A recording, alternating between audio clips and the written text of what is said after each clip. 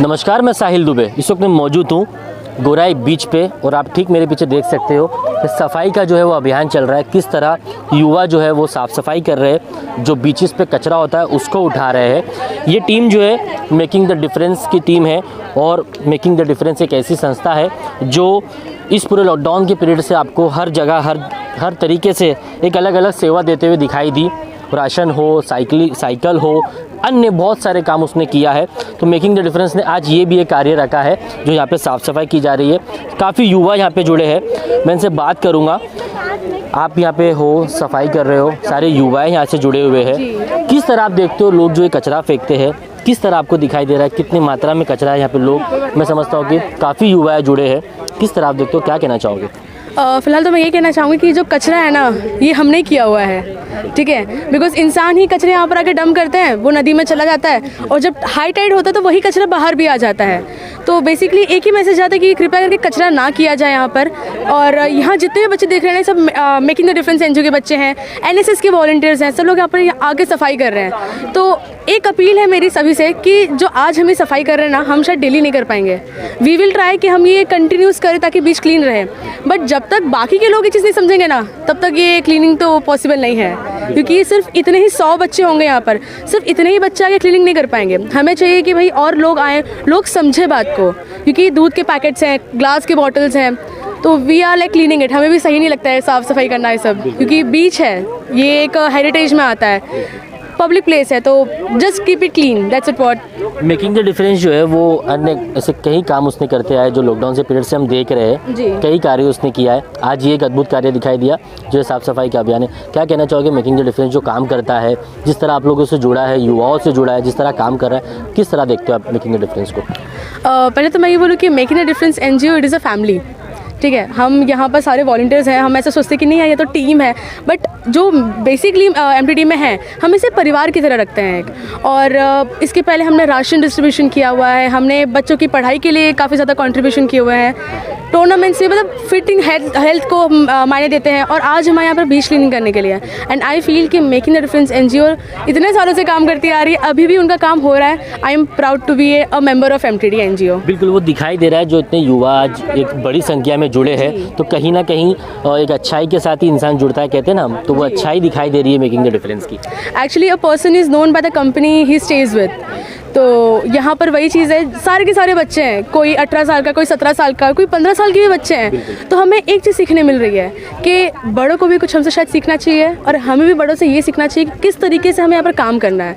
हमारी personal development हो रही है, क्राउड मैनेजमेंट आ रहा है, सब क्लीनिंग करना आ रहा है बच्चों को, सबके फ्रेंड्स बन रहे हैं, सोशल वर्क हो रहा है। तो वी आर ग्लैड कि ऐसे एनजीओज़ भी हैं जो यहाँ पर हमसे ऐसा काम करवाते हैं और हमें बताते हैं कि आपको किस तरीके से समाज के लिए काम करना है। सिर्फ अपने लिए सोचना ज़रूरी नहीं होता, सोसाइटी के लिए भी सोच लो कभी कभार। कहीं ना कहीं होता है कि युवाएं हैं, ये कल को अपने पेरेंट्स के साथ जब बाहर निकलेंगे तो कहीं ना कहीं यही रोकेंगे कि ये गलत है।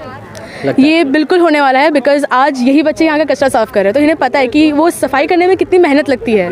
तो कल को जब वो किसी को भी देखेंगे ना कि वो कचरा फेंक रहे हैं, तो बोलेंगे भाई मत करो, आप कचरा करो, बट कल को शायद हमें साफ़ करना पड़ेगा, शायद आपके जो बच्चे होंगे ना उनको इवेंट दिया जाएगा बीच क्लीनिंग का। तो हमारा ये मोटिव है कि वो बीच क्लीनिंग हो ही ना, कचरे ही ना हो, ताकि हम यहाँ पर आए ही ना।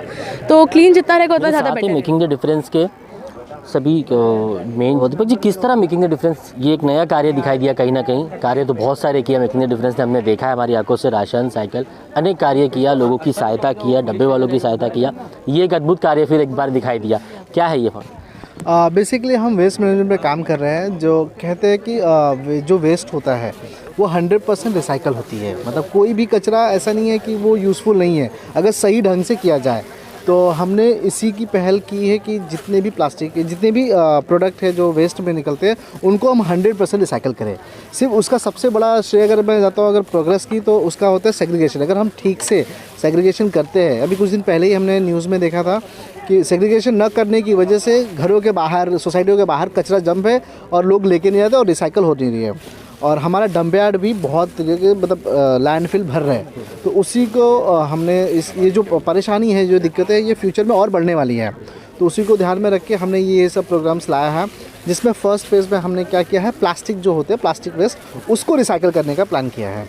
और उसमें ही हमने देखिए कुछ प्रोडक्ट्स बनाए हैं, जैसे बिल्कुल, हमने देखा कि एक जो कचरा है, एक थैली है, उसको एक आकार दे देना मतलब एक बहुत बड़ी बात है कहीं ना कहीं। तो ये पूरा प्लास्टिक से काम हुआ हुआ ये है। टोटली जो वेस्ट प्लास्टिक है, जो यहाँ से प्लास्टिक निकल रही है, ये कुछ दिनों बाद बन के ऐसी ही बनेगी।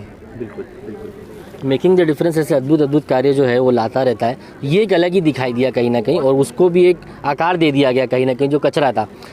और मेकिंग द डिफरेंस की नज़र में से कौन से काम है जो फ्यूचर में देखने मिलेंगे लोग? हम विमेन एम्पावरमेंट पे भी काम कर रहे हैं, जहाँ पे हम कचरे के जो फूल है, जो मतलब भगवान को अर्पण होते हैं, उस फूल से भी हम अगरबत्तियाँ बनाने वाले हैं। इसका प्लांट हम वाराणसी में डाल रहे हैं, क्योंकि सेटअप यहाँ पे नहीं हो रहा है, वहाँ पे हम कर रहे हैं। तो वहाँ पे हमने मंदिरों के साथ, बड़े जो मंदिर हैं उनके साथ टाइप किया है, और जल्द ही वो प्रोग्राम चालू करेंगे। और उसमें हमारा मेन प्रायोरिटी है कि हम जो विडो औरतें हैं, जो विधवा औरतें हैं और ट्रांसजेंडर, पहली प्रायोरिटी उनको हम एम्प्लॉयमेंट देंगे। तो उस पर भी हम काम कर रहे हैं। Thank you so much. हाँ सिंह जी, इस कार्य में जुड़े हैं, क्या कहना चाहोगे? किस तरह देखते हो आप इस काम को? मेकिंग द डिफरेंस का जो अद्भुत कार्य है, जो दिखता हुआ आ रहा है हमें कई सालों से, किस तरह देखते हो आप ये जो नया कार्य है? बिल्कुल, मैं शुभकामना देता हूँ मेकिंग द डिफरेंस और विशेष करके छोटे भाई दीपक विश्वकर्मा जी के कामों को। निश्चित तौर पे हमेशा इन्होंने हर समय जो है क्रिएटिव काम किया है। जैसे कि यहाँ पे हम देख रहे हैं जो है कि आज इस गोराई बीच पे सफाई का काम चल रहा है, और सफाई के साथ लोग कहते हैं 2 in 1 in all काम चालू है, कि जो एक सफाई भी हो रहा है, एक बच्चों में मैसेज भी जा रहा है, आम सिटीजन में मैसेज जा रहा है। और दूसरी बात, जिस तरीके से जो है प्लास्टिक वेस्ट जो है का इन्होंने सेग्रीगेशन करके उसका जो है रिसाइकल करने का जो प्रोसेस इन्होंने प्लान किया है, वो बहुत ही बड़ा मूवमेंट लाएगा हमारी सोसाइटी में जो है।